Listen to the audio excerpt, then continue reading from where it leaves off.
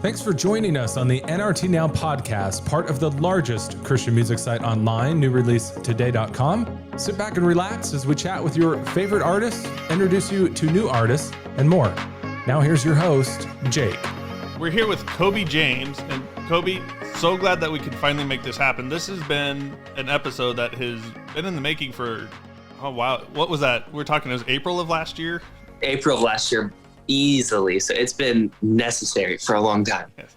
And you were on the road with Danny Gokey at that point. We were still kind of in the middle of all the pandemic stuff. And man, it blows my mind that was last year. I can't even put that into like perspective. Like, yes, I was on tour with Danny Gokey at that time.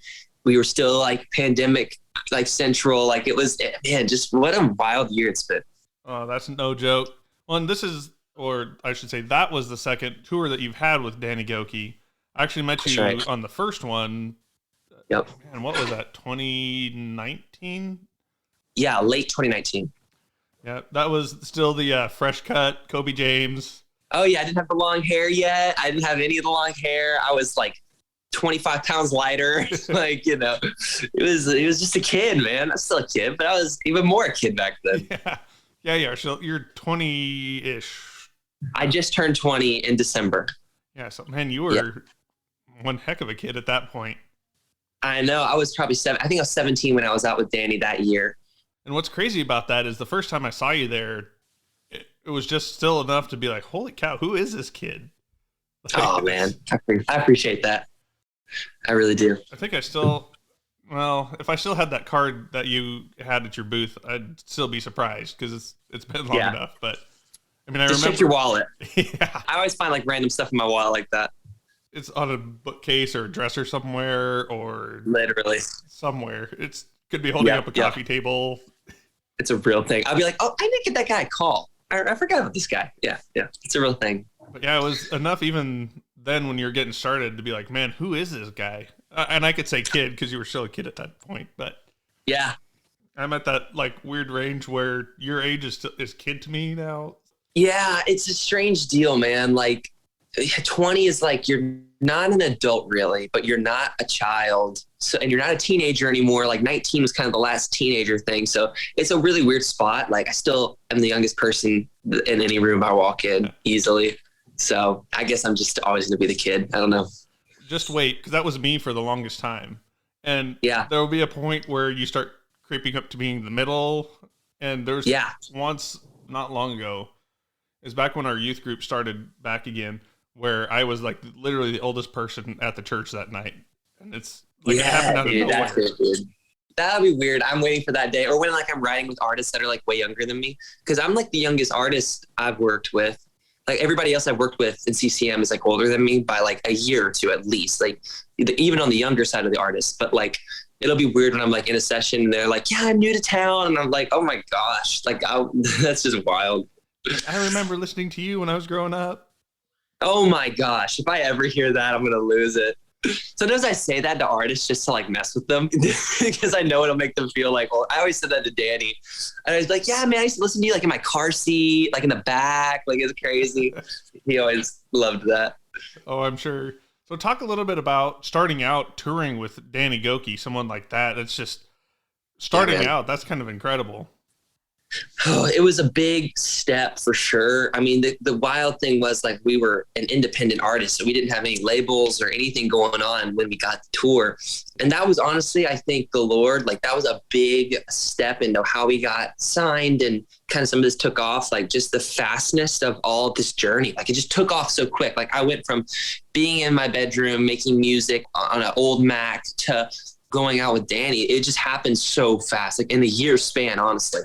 It was amazing, like getting to travel as much as I did. I hadn't traveled a lot. Like I went to like, Florida a few times and like that kind of thing, but I never traveled. And so I got to see like the country. I got to see, I was up north. It was freezing. I was like, what is going on? There's snow everywhere. It was just an amazing experience. And then the crew, so there's two buses and I was on the crew bus. Generally the crew will have a bus and then, the artist bus with the band and stuff. And they stuck me on the crew bus because, I'm sure they didn't want to be with like the annoying kid or whatever, but I got really close to a lot of the crew. They still text me to this day, like, you know, Merry Christmas, Happy Birthday stuff. But we'd stay up late and play games. And it was just like such a bonding experience. I kind of like chalk it up to how like everybody remembers like summer camp, like where you have like a cabin and they become like your little family for the week.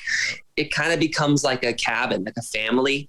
I mean, we were out for 2.5 months. So, I mean, however many weeks that is, it was like 32 shows.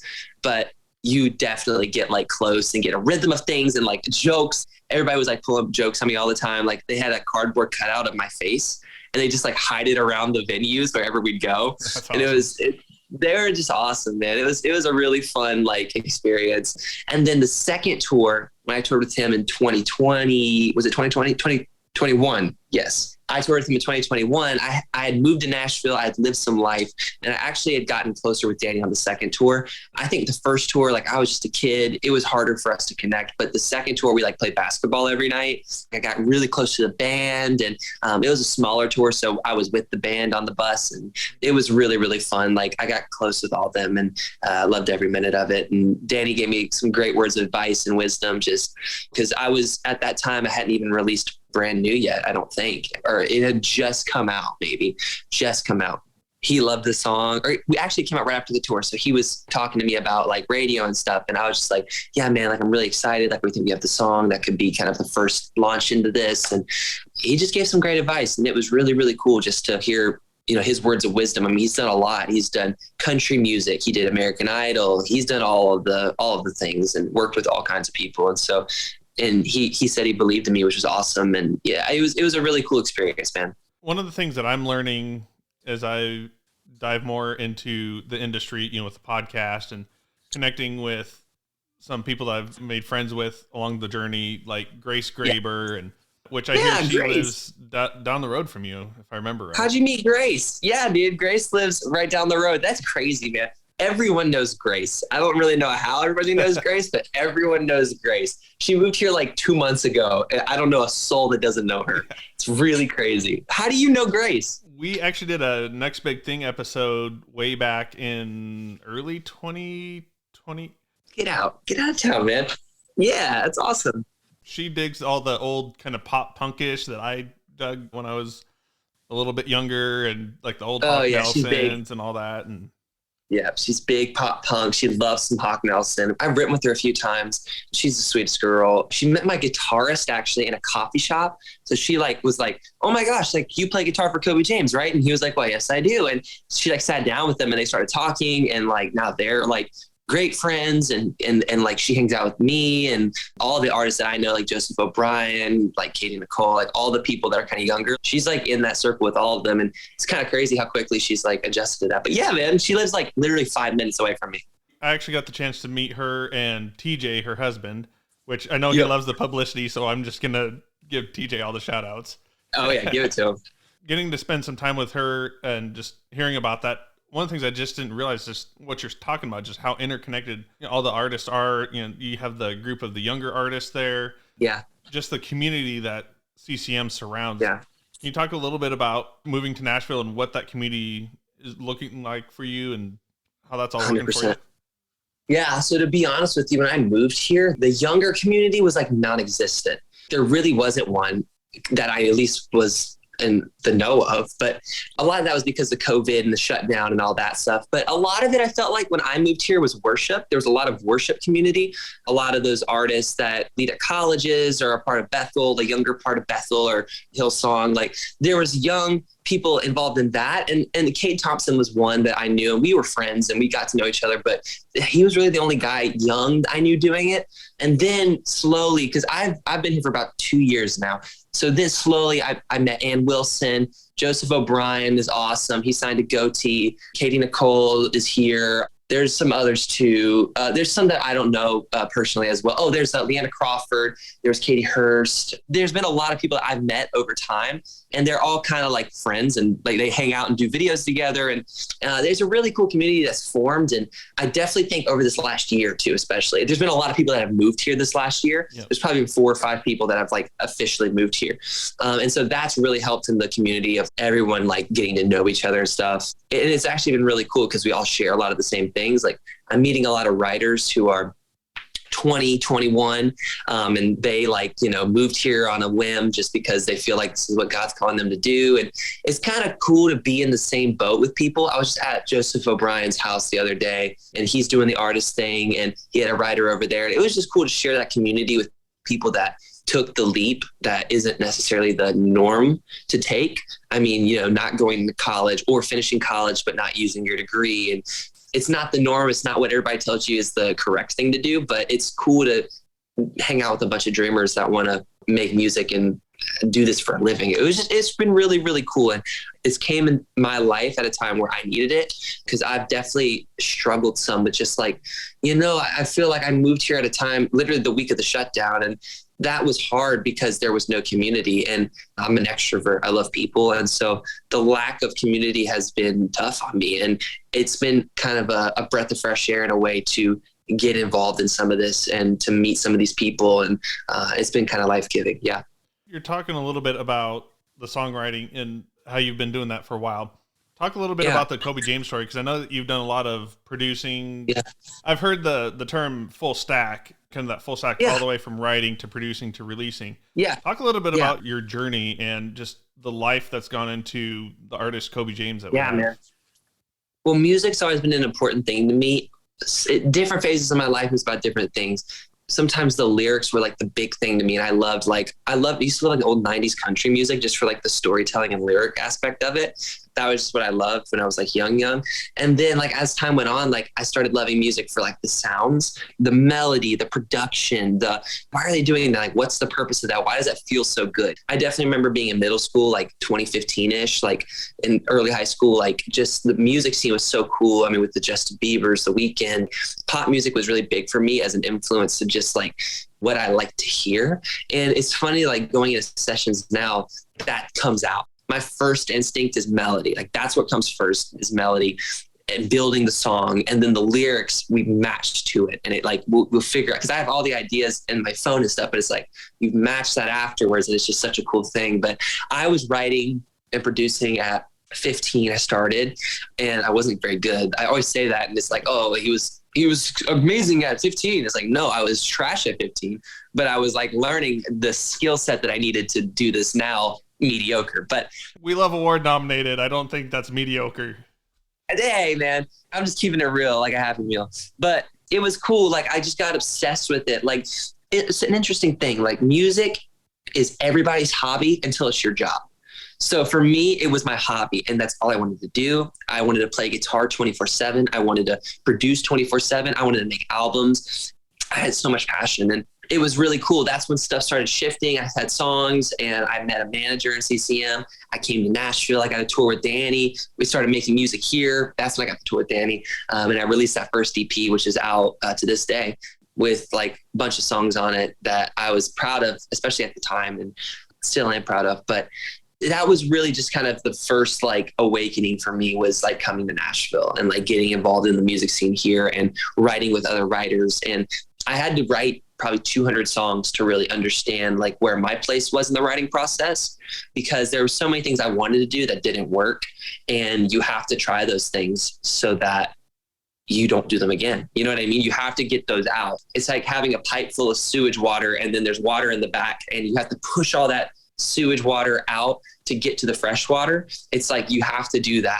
Just dump all the songs out that aren't going to be good and are never going to make it and people aren't going to resonate with, to get to the ones that are real songs that are going to really resonate. And I feel I'm finally, especially halfway through last year, actually the year before that, finally kind of feeling I'm getting it. And then last year was a big, just I definitely think I've got this, and I know who I am as an artist. And it takes time, man. Anybody who wants to do it in a year, it's not going to work. It takes time to learn who you are and figure out even where you fit in the writing process, it just takes time, and that's okay. Rome wasn't built overnight. Through that, one of the reasons that I read through your bio, just with the music, is just some of the stuff that you've gone through just in that early teen years with hospitals and all that kind of stuff. Yeah. Can you share a little bit about that story? No, totally. I dealt with a lot of health issues growing up. I had Lyme disease as a kid. And so I had Lyme disease along with a bunch of other coat diseases with it. And, that was just a tough time. Like, man, I couldn't play sports. I wasn't able to play soccer, football, or basketball. And all my friends were doing that. And I just was like, I'd get too tired and I'd just crash. I crashed so hard, and I just couldn't do that. And then I was on heavy antibiotics and slowly got on IVs that gave me a little bit of a source of life, and then didn't really fix it though. It was more Band-Aids, and we started doing some natural stuff, and it ended up helping, and I'm now off IVs and stuff. But I always knew that I was going to do this. I was like, I'm doing this. I'm moving to Nashville. I'm going to be an artist. I want to be a superstar. Like, I was like, I'm going to do this. But my mom was like, I don't know how he's going to do this. I mean, he crashes so easily. I mean, I was held up together with IVs. She was like, I don't know how he's going to do it. And I got the tour with Danny Goki like a few months before the insurance stopped approving the IVs. And so ended up getting off the IVs, and it turned out the things that we were doing, some of the health stuff that we were doing alongside the IVs were actually enough to keep me sustained, which was amazing. I ended up going on tour, and it kind of was the perfect timing for all of it to happen. And it just showed God's sovereignty and his plan. And, when he is pushing you in a direction and opening those doors, it's easy to come up with a million different doubts as to why you shouldn't do it. But when it's obvious and clear, following that path, like, he'll bless that. And it's so amazing that it worked out the way it did. And it's not for everybody. And this story isn't for everybody, and it won't happen for everybody like this, but I'm so blessed that it did work out the way it has, and I'm hopeful for the future. And that's pushed a lot through your lyrics through the years. You're talking about your songwriting process, and just how in some ways you focus on the story, in some ways you focus on the melody. And that's just one of the things that I know has really pushed through the lyrics over the course through how many EPs or mixtapes or all the stuff that's out. Yeah, it definitely has. I mean, I have kind of like two versions of songs I write. It's the ones that are going to make you like want to dance and party and go, I love this, or the ones that are going to make you relate to you and make you want to cry, hopefully. You know what I mean? Those are my two favorite kinds of songs to write. And generally I focus on the radio fun ones. And then in my own time, it's kind of like a therapy session. Like, I work through some of the songs and things in my life that I want to get out, and end up getting them on the track and playing those live. And sometimes they don't even come out. Sometimes they just are for the live show. And that's almost more special sometimes. 3 Years Old is a song that I had on my last mixtape. And it was when I wrote years and years ago, like 3 years ago.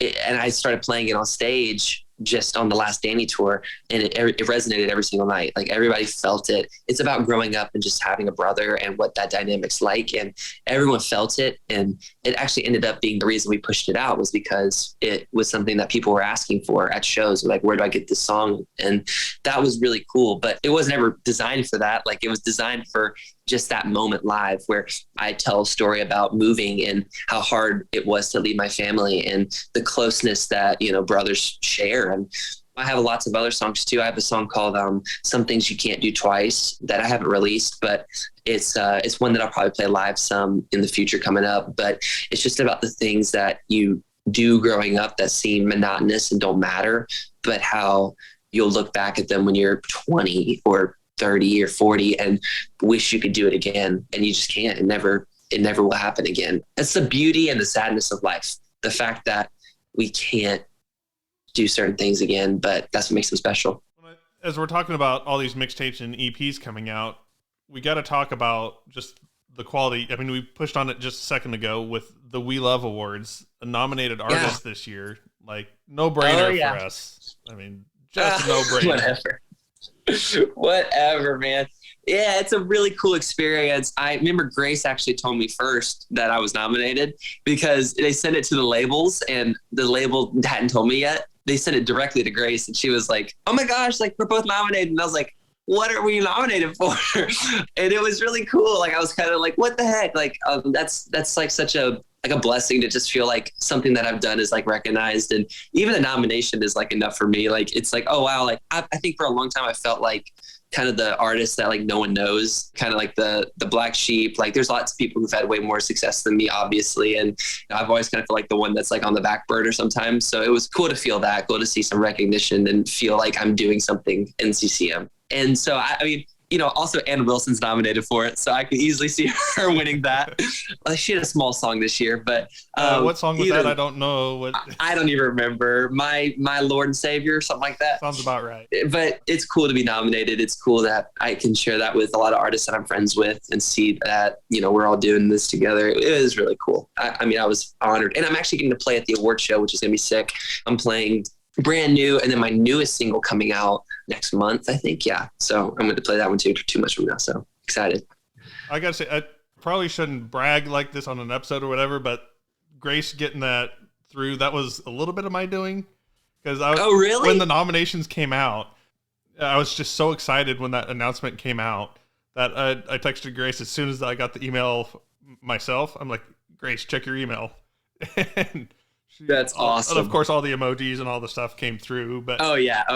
So for those of you who don't know Grace, the best term I've heard is "flea on a hot plate." She is like energy in a bottle, like personified. Yes. Energy in a bottle. That is Grace. So it does not surprise me to hear that she went out and was like Coby, or I found it all out from her. It was awesome. No, we're definitely excited to have you present there. It's gonna be a lot of fun. Yeah, I'm excited, man. Am I going to see you there? Absolutely. You going to be around? You just going to be around hanging? We're going to get to hang some? We're just going to chill, hit the artist lounge out back. Heck yeah. I'm not sure if there is one, but we need to make sure. Oh, yeah. Is it held at Visible? It is. The school? Okay, cool. I've got some friends at Visible, so that's really cool. My drummer, he works there, so that's awesome. Yeah, it's right in their performance center there, and it's going to be live streamed as well as everybody that gets to be there, and it's going to be a good time. Yeah, I'm excited, dude. That's going to be so much fun. So as we wrap up the podcast here, one of the other things that I had read about you is just your love for the guitar and just playing. Yeah. So we've got to talk a little bit about gear. I think that's the best way to end the episode, is just talk a little gear. Let's do it. So are you a Strat guy, or are you a Gibson style? I'm a Strat guy. I'm a Strat guy. I don't mess with other guitars. I don't look at other guitars. I am a Strat guy through and through. Okay, I will say I have a built Telecaster that I made, but it's not like a Telecaster. It's got P90s in it, so it doesn't really sound at all like a Tele. So I wouldn't say I'm a Telecaster guy. I love a Strat. Mine is like a custom built, like I made it myself with my dad, kind of like a John Mayer inspired guitar, but it's really sick. It's in my some of my album covers, but I'm excited that coming this year, I'm going to start using tracks a lot more. I've been acoustic pretty much through and through the last few years, but I'm excited to move into track-based stuff and play guitar solos and do some of that on there. I gotta get more acquainted to playing solos live, because I haven't done a lot of that. I do acoustic solos, but that's different. That's more of a jam bandy, and then solos are I gotta just get into that. So I'm excited and ready for it. And but yeah, man, Strat's the only way to go. I knew the John Mayer reference was going to come out somewhere, whether it was me pushing on it or... Yeah, I'll just say it, man. John Mayer is my favorite artist of all time. There's so many artists that I love, right? I love so many artists. And I'd say he's up there with Michael Jackson. They're the two. But John Mayer, he's the music that I listen to when I just am in the car. I throw it on. It was the biggest inspiration to me growing up, the biggest inspiration to my music and guitar playing and what I wanted to do. He's the reason for my guitar playing. I mean, yeah, that's my vibe, man. I love some John Mayer. I don't know if you've gotten to see some of the new PRS announcements or anything like that. Yeah. But they came out with the SE? Yes, the Silver Sky SE, and it's the Strat version that they built for John Mayer, but in an affordable. And I'm sitting here do I do it?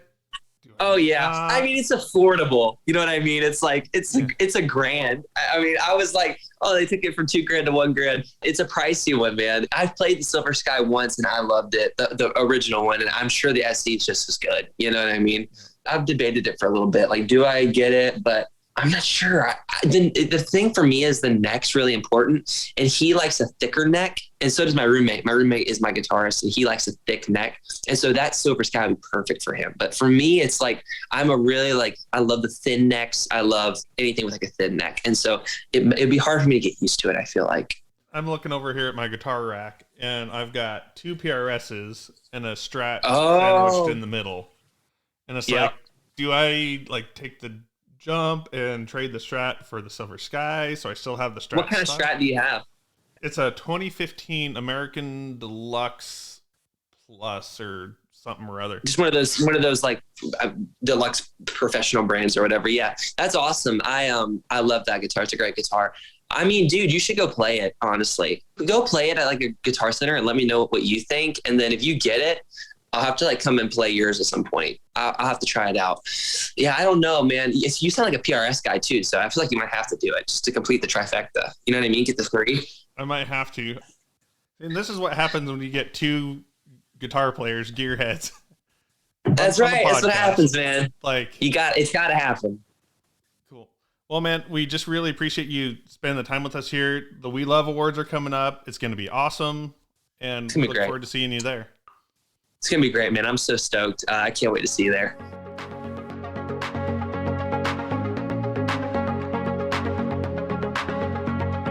Thanks for hanging out with us for this episode of the NRT Now podcast. Be sure to subscribe on Spotify, Apple Podcasts, Stitcher, or wherever you listen to podcasts. And special thanks to Neon Feather for providing our theme music. Make sure to check out newreleasetoday.com and our socials for more great content. See you next episode.